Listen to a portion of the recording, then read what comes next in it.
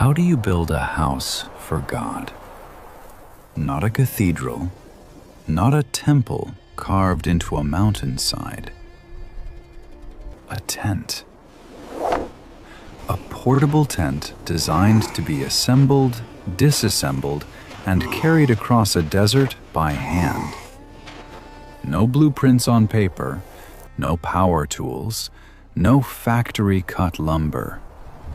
Just 600,000 former slaves standing in the wilderness with Egyptian gold and wood from desert trees. And here's the part that defies logic. This portable tent had to contain the actual presence of the Creator of the universe. A presence so holy, so dangerous, that approaching it wrongly meant instant death. This is the Tabernacle, the Mishkan, God's portable dwelling place. And what they built in that desert 3,400 years ago still baffles engineers today. The year was approximately 1450 BC. 14 months had passed since the night of Passover, since the Red Sea parted and Pharaoh's army drowned in the returning waters. Israel was free. But freedom raised a question no one had considered. God had delivered them with 10 plagues. He had walked with them as a pillar of cloud by day and fire by night. But how does an infinite God stay with a finite people? How does the Creator of galaxies travel with a nation of nomads? The answer came from God Himself. A single command recorded in the book of Exodus. Let them make me a sanctuary, that I may dwell among them. This was not a human idea. God initiated this project. And when Moses climbed Mount Sinai, he didn't just receive the 10 Commandments. He spent 40 days receiving detailed construction plans. Every measurement, every material, every color, every technique. The instruction was absolute. Make it exactly according to the pattern shown you on the mountain. Moses didn't design this. He downloaded it, straight from the mind of God. But a blueprint means nothing without builders, so God handpicked 2 men by name. The first was Bezalel from the tribe of Judah. Scripture says he was filled with the Spirit of God in wisdom, understanding, knowledge, and all craftsmanship. He was the master of metalwork, woodwork, and stone cutting. The second was Oholiab from the tribe of Dan, an expert in textiles, embroidery, and engraving. Alongside them worked hundreds of wise-hearted men and women, skilled volunteers who gave their time and talent. And the materials? The gold and silver and bronze had been ripped from Egypt as back payment for 400 years of slavery. The women donated their bronze mirrors. The people gave so generously that Moses had to command them to stop. God had given the vision. He had appointed the workers. He had provided the resources. But one question hung over the project like the desert sun. Could human hands actually build a dwelling place for the Almighty? And if they succeeded, would He actually show up? Before the curtains, before the gold furnishings, before the holy objects, Someone had to solve an engineering problem that shouldn't have been solvable.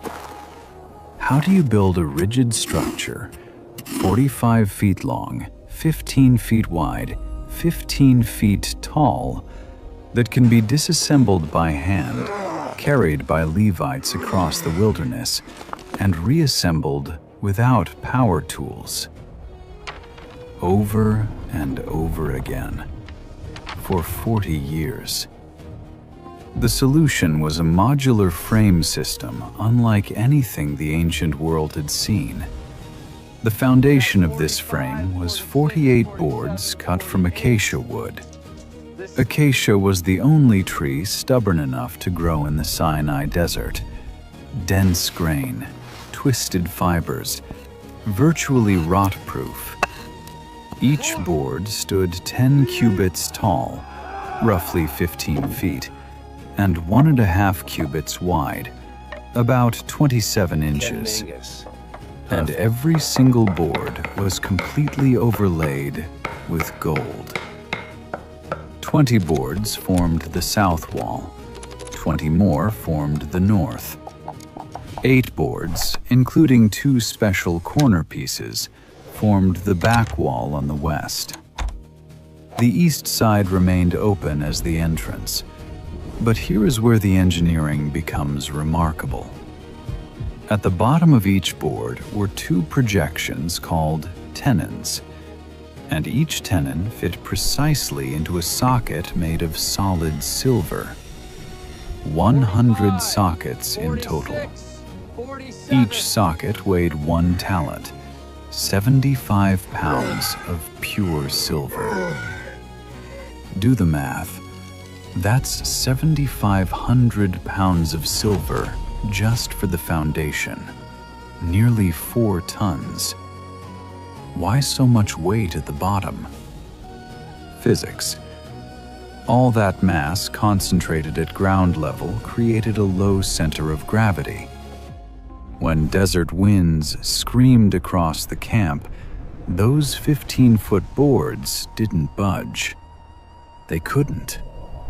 The weight held them fast. But the genius didn't stop there. 5 horizontal bars ran across each wall, threaded through gold rings attached to the boards. 4 of these bars were visible from the outside, but the 5th bar, called the middle bar, ran through the center of the boards themselves, inside the wood. An invisible spine holding everything together.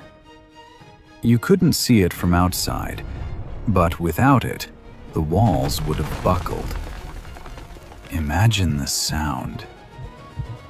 The heavy thud of silver meeting sand, the scrape of gold-plated wood sliding into socket.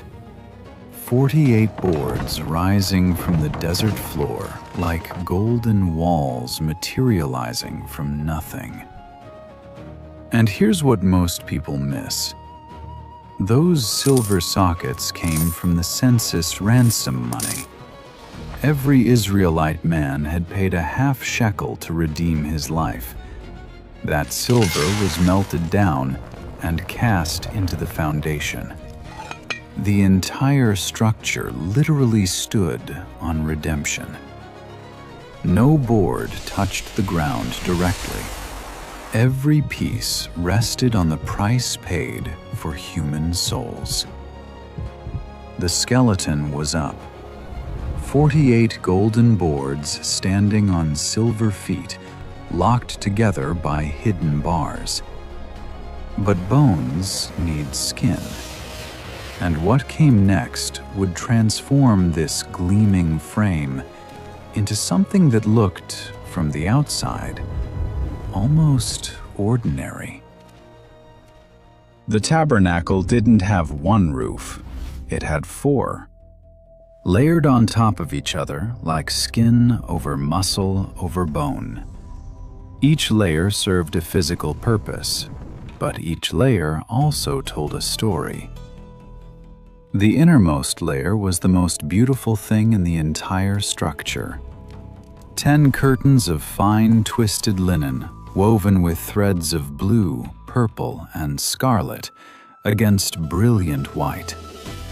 But the linen wasn't just colored, it was embroidered.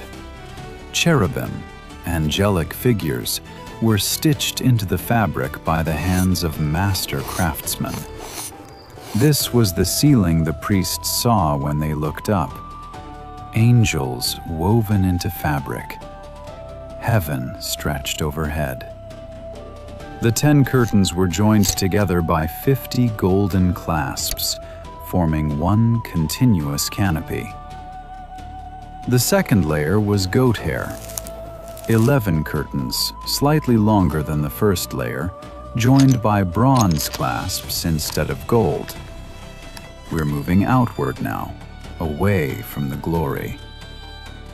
Goat hair seems rough and primitive compared to embroidered linen, but it was brilliantly practical. When goat hair gets wet, the fibers swell and seal, making it waterproof. When it dries, the fibers relax and breathe. Natural climate control. The Bedouins still use this material today. The third layer was ram skins dyed deep red. No dimensions given in scripture. It was fitted over the goat hair as insulation and additional waterproofing. Red, the color of blood, the color of sacrifice. Hidden beneath the outer layer, but present, always present. The fourth and final layer was the skin of the takash, most likely the sea cow or dugong from the Red Sea. Tough, weather-resistant, and a dull gray-brown that blended into the desert landscape. Here is the profound contrast. From outside the camp, the tabernacle looked like just another tent. Weathered hide stretched over a frame.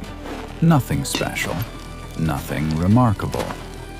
You could walk past it and never guess what waited within. But step inside, gold everywhere. Walls of gold, angels overhead, light dancing on polished metal. The glory was hidden. You had to enter to see it. Feel the weight of those goat hair curtains being hoisted overhead. Hear the rustle of fine linen settling into place. Smell the tanned leather, the lanolin still clinging to the wool. From the outside, a tent. From the inside, a throne room. The structure was complete. Frame and covering, bones and skin. But a house isn't a home until it's furnished. And before anyone could step inside God's house, they had to pass through a courtyard. A courtyard that smelled like blood. Before you could enter the tabernacle, you had to enter the courtyard. And the courtyard wasn't a garden. It was a slaughterhouse. The space was enormous by ancient standards. 100 cubits long, 50 cubits wide, roughly 150 feet by 75 feet.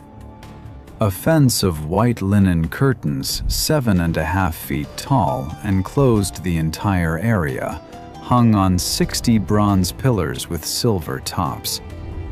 The white linen blazed in the desert sun, pure, clean, blinding. And there was only one way through it, a single gate on the east side, 30 feet wide, marked by an embroidered curtain of blue, purple, scarlet, and white. One way in, no back doors, no side entrances. You came through the gate, or you didn't come at all. The moment you stepped through that gate, You faced the bronze altar. It was massive, 7.5 feet square, 4.5 feet tall. Acacia wood covered entirely in bronze. 4 horns jutted from its corners.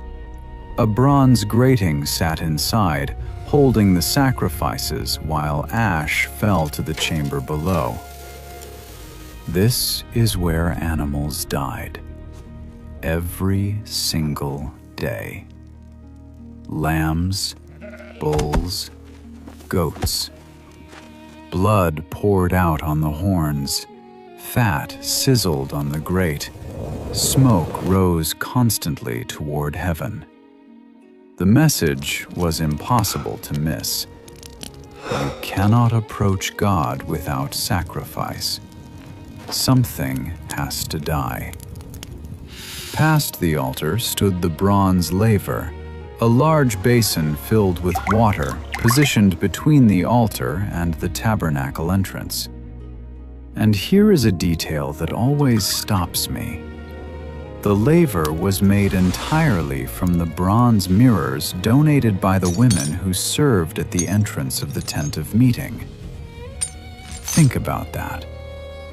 Mirrors, instruments of vanity, tools for examining your own face, were melted down and reformed into an instrument of cleansing.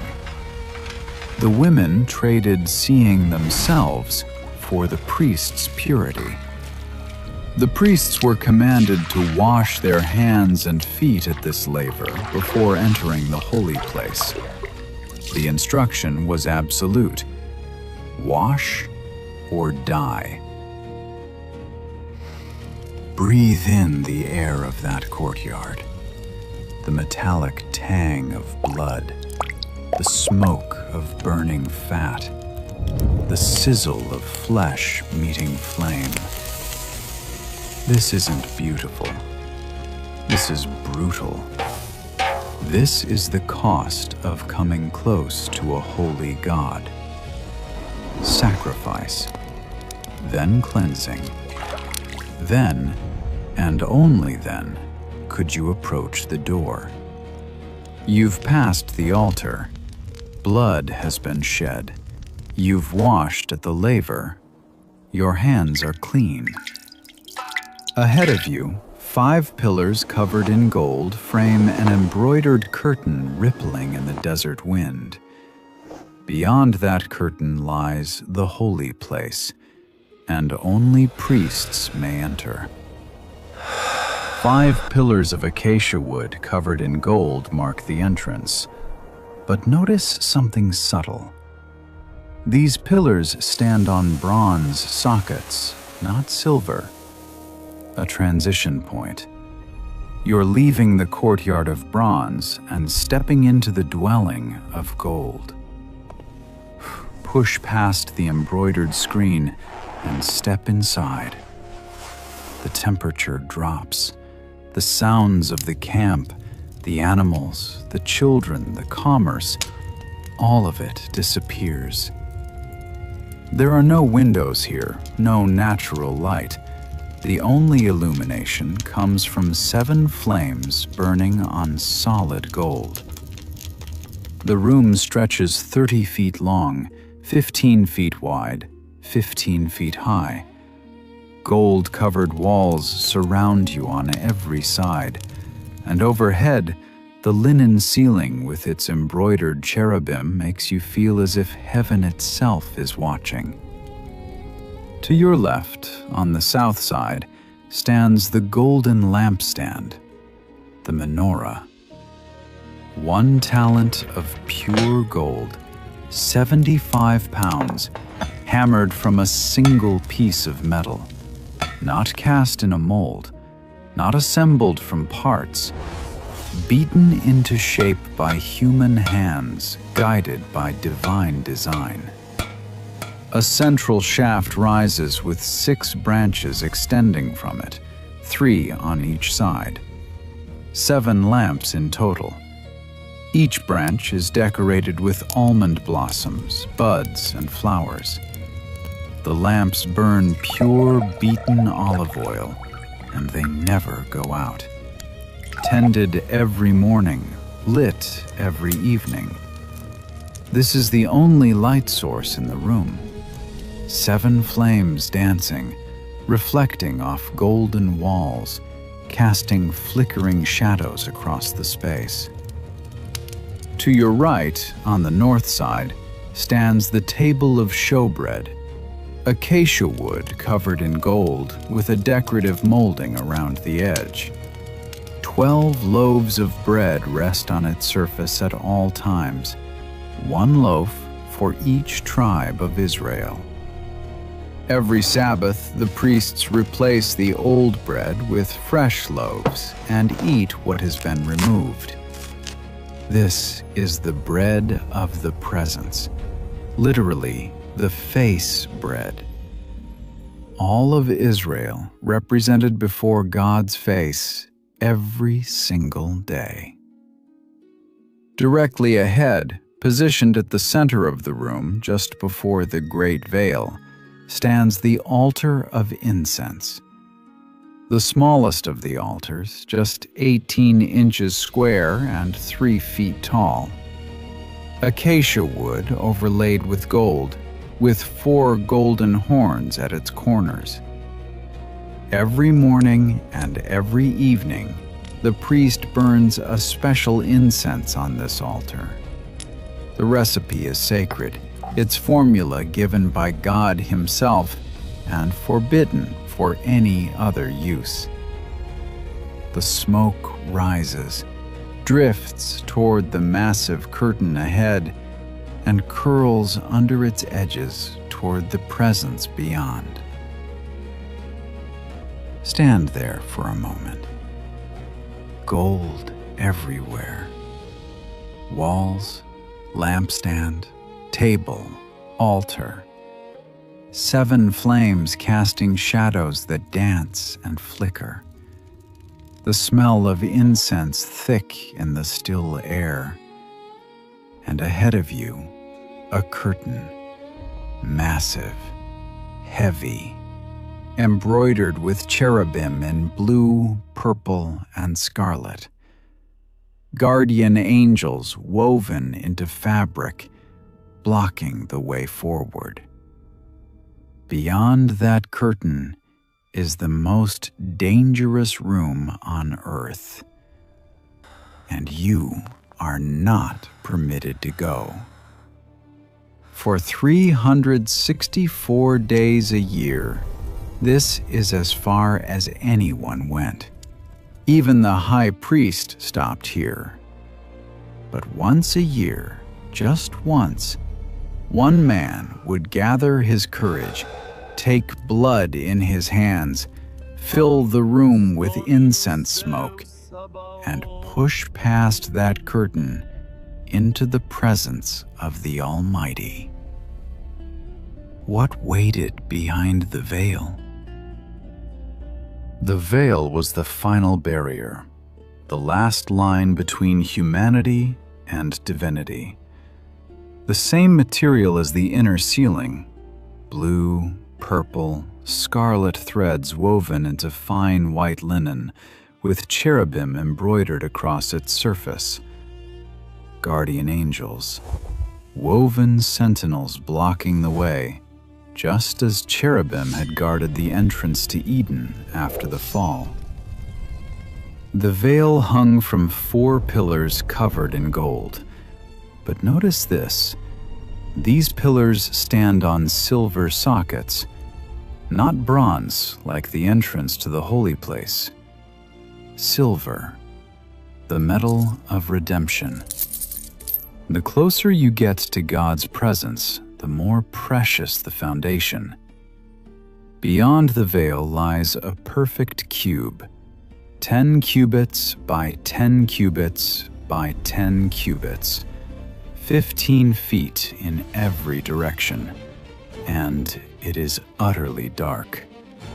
No lampstand here, no windows, no torches, no source of light at all except the glory of God Himself.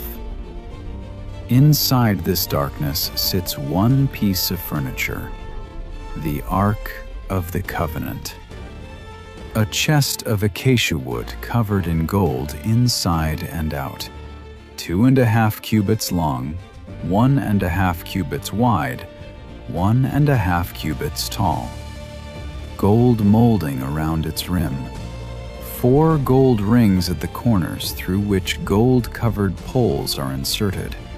Poles that are never removed, because the ark must always be ready to move. Inside the ark rest the stone tablets of the covenant, the law that Israel broke. A golden jar of manna, the provision that Israel rejected.